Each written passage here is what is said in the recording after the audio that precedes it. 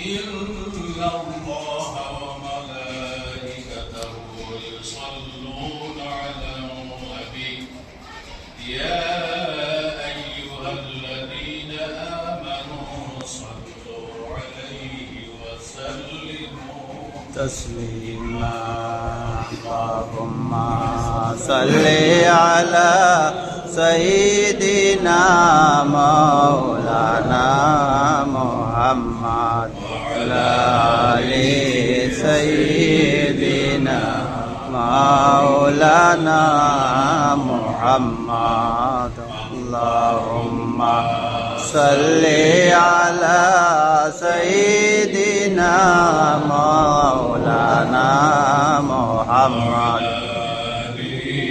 سيدنا مولانا محمد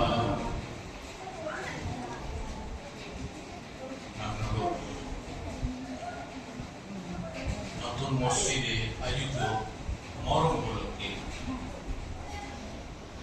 আজকের এই সভায় উপস্থিত মসজিদের সম্মানিত ইমাম সাহেব, সম্মানিত মুরব্বী সাহেবা, আমার যুবক ভাইরা, বাড়িতে পড়তে অবস্থানরত আমার মা ও বোনেরা, আপনাদের প্রত্যেকের খেদমতে আমার আসসালামু আলাইকুম ওয়া রাহমাতুল্লাহ। ওয়া আলাইকুম আসসালাম।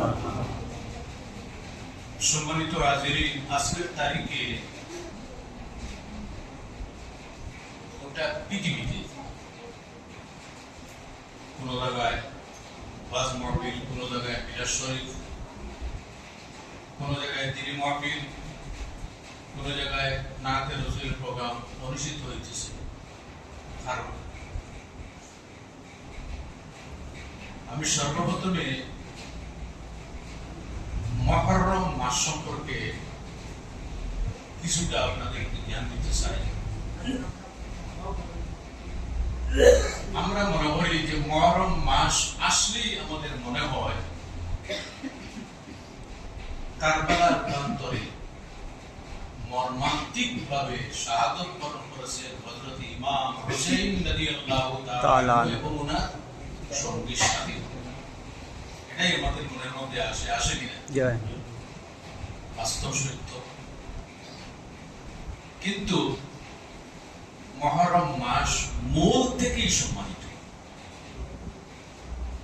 কোরআন শরীফে উল্লেখ আছে, ইন্না ইদ্দাতাশ শুহুরি ইনদাল্লাহি 12 শাহরান ফি কিতাবিল্লাহ। আল্লাহ সুবহানাহু ওয়া তাআলা বলেন,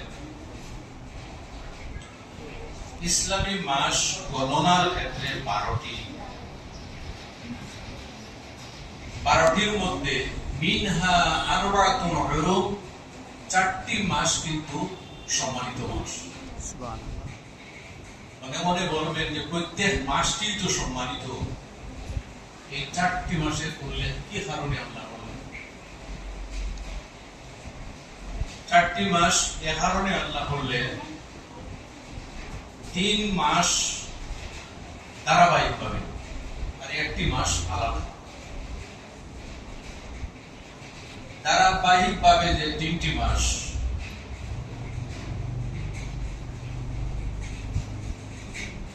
যুলকাদা, যুলহিজ্জা, মুহররম এবং রজব। আপনার জানা আছে তো ইসলামী মাস যুলকাদা, যুলহিজ্জা, মুহররম ধারাবাহিকভাবে আছে। রজব মাসটি আলাদাভাবে। আরবের মধ্যে যারা বর্বরতার যুগে, আরবের মধ্যে যখন কোন গোত্রের মধ্যে ঝগড়া বিবাদ আরম্ভ হতো,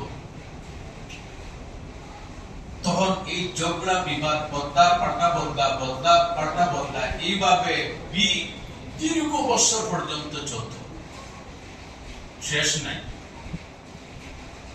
যদি কোনো গোত্র, কোন গোষ্ঠী অন্য গোত্রের কাউকে যদি হত্যা করে, তাহলে এরা ওই গোত্রের কোন মানুষকে হত্যা ছাড়া তারা থাকবে না। এইভাবে চলতে থাকত। তাছাড়া ব্যভিচার, সুদ, ঘুষ হানাহানি, মারামারি, বড়ত্ব এই সমস্ত সর্বদাই থাকতো তাদের মধ্যে। আর নারী সমাজের তো কোনো দামই তাদের কাছে ছিল না।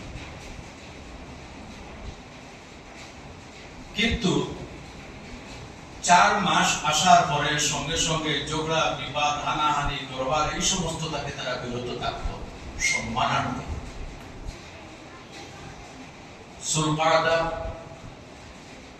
যুলহিজ্জা, মুহররম আর রজব, এই 4 মাস আসার সঙ্গে সঙ্গে সব ধরনের ঝগড়া বিবাদ থেকে এরা বেঁচে থাকতো এই 4টি মাসের সম্মানার্থে।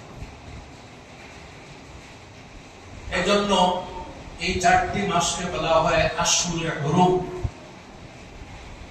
সম্মানিত মাস, নিষিদ্ধ মাস। এই 4টি মাসের মধ্যে সর্বপ্রথম যে মাস ইসলামী গণনার ক্ষেত্রে সর্বপ্রথম যে মাস আসে সেই মাসটি হলো মুহররম। আপনারা একটু বলতে লাগবে মুহররম। মাহে মুহররম। এই মুহররম মাসের অনেক বৈশিষ্ট্য আছে, অনেক মর্যাদা আছে।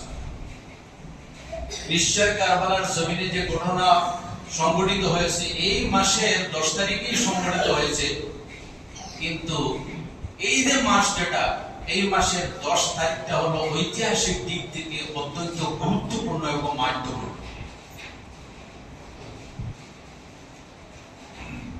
সর্বপ্রথম নবী হযরত আদম আলাইহিস সালাম, আপনাদের জানা আছে আমাদের আদি পিতা হযরত আদম আলাইহিস সালাম। তো আস্তে আস্তে বলবো, আমার দিন তো প্রোগ্রাম কর্মর ঠিক কষ্ট হয়, প্রোগ্রাম হয় বেশিরভাগ শীতের দিন। হযরত আদম আলাইহিস সালামকে আল্লাহ সুবহানাহু ওয়া তাআলা যে তারিখে সৃষ্টি করেছিলেন সেই